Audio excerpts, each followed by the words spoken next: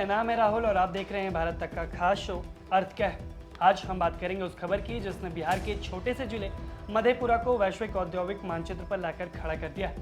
खबर यह है कि फ्रांस की दिग्गज कंपनी ऑलस्टॉम और भारतीय रेलवे के बीच 200 और इलेक्ट्रॉनिक लोकोमोटिव्स को लेकर यानी रेल इंजनों को लेकर बातचीत चल रही है। ये केवल एक व्यापारिक डील नहीं है बल्कि बिहार की अर्थव्यवस्था में और भारत के इंफ्रास्ट्रक्चर के लिए एक गेम चेंजर डील साबित हो सकती है।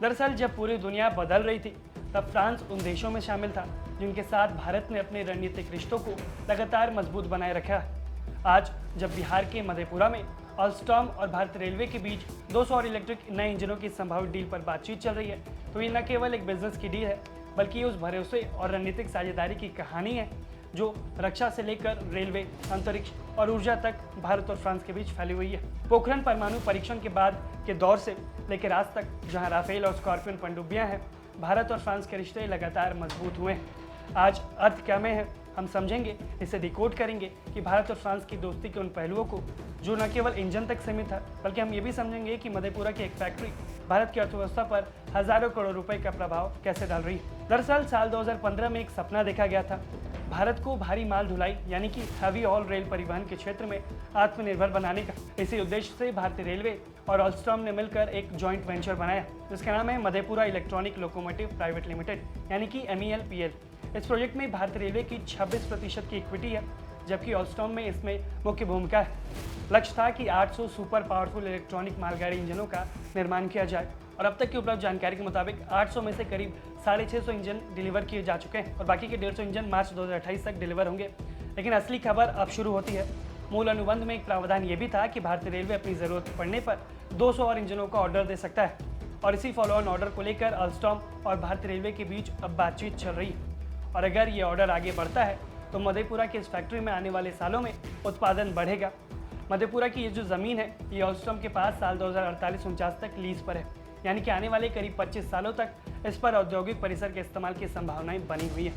कॉन्ट्रैक्ट के मुताबिक इस फैक्ट्री का इस्तेमाल रेलवे से जुड़े हुए उत्पादों के लिए निर्माण में किया जा सकता है यानी कि इंजन भी बन सकते हैं और बाकी रेलवे के उत्पाद भी। अब हम बात करते हैं अर्थ की यानी कि पैसे की। डून एंड ब्रैडशीट की स्वतंत्र रिपोर्ट के मुताबिक वित्त वर्ष साल 2020 से 26 के बीच इस मेक इन इंडिया प्रोजेक्ट का जो भारत के अंदर कुल आर्थिक उत्पादन है वो करीब 60,000 करोड़ रुपए का प्रभाव पड़ा है। यह आंकड़ा इसलिए महत्वपूर्ण हो जाता है क्योंकि इसका असर केवल एक फैक्ट्री तक सीमित नहीं है, इससे जुड़े हुए सप्लायर्स, लॉजिस्टिक्स, सर्विस सेक्टर और स्थानीय कारोबार के साथ साथ रोजगार पर भी इसका प्रभाव देखने को पड़ता है। बिहार के लिए एक महत्वपूर्ण आंकड़ा सामने आता है। रिपोर्ट के मुताबिक वित्त वर्ष साल 2024 में बिहार के कुल GST कलेक्शन में मधेपुरा की इस फैक्ट्री का योगदान करीब 1% का रहा यानी कि भविष्य में यहाँ से मेट्रो से जुड़े उपकरण, रेलवे के दूसरे सिस्टम या हाई स्पीड रेल परियोजना के लिए जरूरी पुर्जे के निर्माण संभावनाएं बनी हुई हैं। यानी कि प्रोजेक्ट के रेल इंजन नहीं बना रहा बल्कि बिहार की औद्योगिक अर्थव्यवस्था में योगदान दे रहा है। यहाँ काम करने वाले लोगों को आधुनिक तकनीक और वैश्विक स्तर का कौशल हासिल हो रहा है और वो अपने आप को डेवलप कर रहे हैं। अब हम जरा बात करते हैं इंजन की ताकत की जो यहाँ तैयार हो रहा है। मधेपुरा में तैयार होने वाले इलेक्ट्रॉनिक लोकोमोटिव करीब 12,000 हॉर्स पावर की क्षमता वाला है। ये भारत के सबसे शक्तिशाली रेल इंजनों में शामिल है और करीब 6,000 टन की मालगाड़ी को खींचने के लिए डिज़ाइन किया गया है। इन इंजनों की मदद से भारी भरकम मालगाड़ियों को अधिक क्षमता और बेहतर गति के साथ चलाने में मदद मिलती है। इसका सीधा असर ये पड़ता है कि लॉजिस्टिक की जो दक्षता है और माल ढुलाई की जो लागत है वो कम हो जाती है। सबसे खास बात यह है कि ये इंजन बिजली से चलते हैं यानी कि डीजल पर आधारित माल ढुलाई की निर्भरता कम हो गई है। रेलवे के इलेक्ट्रिफिकेशन को लक्ष्य को आगे बढ़ाने में बेहद अहम भूमिका ये इंजन निभा रहे हैं, जहां मालगाड़ी भी इलेक्ट्रिक इंजन से ढोया जा रहा है। वैसे ये कहना गलत नहीं होगा कि फ्रांस के साथ भारत की साझेदारी केवल पटरियों तक सीमित नहीं है।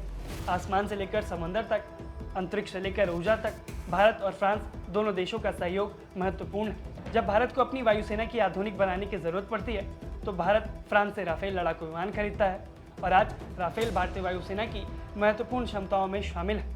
समंदर की बात करें तो भारत और फ्रांस के बीच नौसैनिक सहयोग भी काफ़ी पुराना है और काफ़ी व्यापक है। स्कॉर्पियन पनडुब्बी कार्यक्रम इसका महत्वपूर्ण उदाहरण है और भारत और फ्रांस की दोस्ती अंतरिक्ष में भी देखने को मिलती है, जहां पर भारत की जो अंतरिक्ष एजेंसी है इसरो और फ्रांस की अंतरिक्ष एजेंसी CNES के बीच दशकों का सहयोग देखने को मिलता है। अंतरिक्ष विज्ञान, सैटेलाइट मिशन और मानव अंतरिक्ष उड़ान से जुड़े हुए क्षेत्र में दोनों देश साथ मिलकर काम कर रहे हैं। ऊर्जा के क्षेत्र में भी फ्रांस की भूमिका महत्वपूर्ण है। महाराष्ट्र के जैतापुर में परमाणु ऊर्जा परियोजना को लेकर भारत और फ्रांस के बीच लंबे समय से सहयोग और बातचीत चल रही है। अगर ये परियोजना आगे बढ़ती है तो भारत की ऊर्जा जरूरत जो है वो पूरा करने में इसकी बड़ी भूमिका होगी।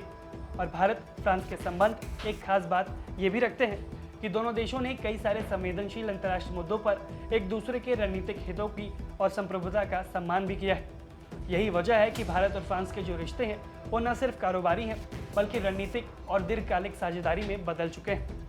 और मधेपुरा की ये जो फैक्ट्री है इसकी साझेदारी अब एक और उदाहरण बन रही है जहां विदेशी तकनीक और भारतीय मैन्युफैक्चरिंग क्षमता मिलकर के एक बड़ा औद्योगिक प्रोजेक्ट को आकार दे रही है, जहां पर प्रोडक्शन हब तैयार हो रहा है।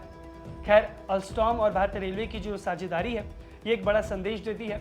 अगर सही निवेश हो, आधुनिक तकनीक हो और मजबूत औद्योगिक नीति हो तो बिहार जैसे राज्य को देश के बड़े इंडस्ट्रियल हब बनने में कोई नहीं रोक पाएगा। अगर 200 अतिरिक्त इंजनों का ऑर्डर और मिलता है तो इससे फैक्ट्री की जो उत्पादन क्षमता है उसको लंबे समय तक बनाए रखने में मदद मिलेगी। और इसका फायदा केवल फैक्ट्री तक सीमित नहीं रहेगा बल्कि सप्लाई चेन, रोजगार, स्थानीय कारोबार और राज्य की अर्थव्यवस्था पर पहुंचेगा। मधेपुरा में बनने वाले 200 अतिरिक्त इंजन सिर्फ पटरियों पर नहीं दौड़ेंगे। ये सिर्फ वो मशीनें नहीं होंगी जो पटरियों पर दौड़ेंगी, ये भारत की मैन्युफैक्चरिंग क्षमता के, मेक इन इंडिया के और भारत फ्रांस की बढ़ती हुई रणनीतिक साझेदारी का प्रतीक होंगे। भारत का लक्ष्य सिर्फ दुनिया से सामान खरीदना नहीं बल्कि दुनिया के लिए सामान बनाना है। अगर मधेपुरा जैसा प्रोजेक्ट सफल होता है तो बिहार इस बदलाव के लिए महत्वपूर्ण भूमिका निभा सकता है। भारत फ्रांस की ये साझेदारी आने वाले समय में रेलवे से लेकर रक्षा, अंतरिक्ष, ऊर्जा और इंडो पैसिफिक के इलाके में मजबूत हो सकती है। अब सवाल हम आपसे पूछते हैं, क्या रूस की तरह फ्रांस भी भारत का भरोसेमंद और करीबी रणनीतिक साझेदार बन सकता है? क्या आपको लगता है कि बिहार की जो मधेपुरा वाली फैक्ट्री है ऐसे ही और भी बड़ी फैक्ट्रियाँ लगनी चाहिए? हाँ या ना में आप कमेंट करके हमें अपना जवाब ज़रूर बताएं। और ऐसे ही तमाम खबरों के लिए आप देखते रहिए भारत तक।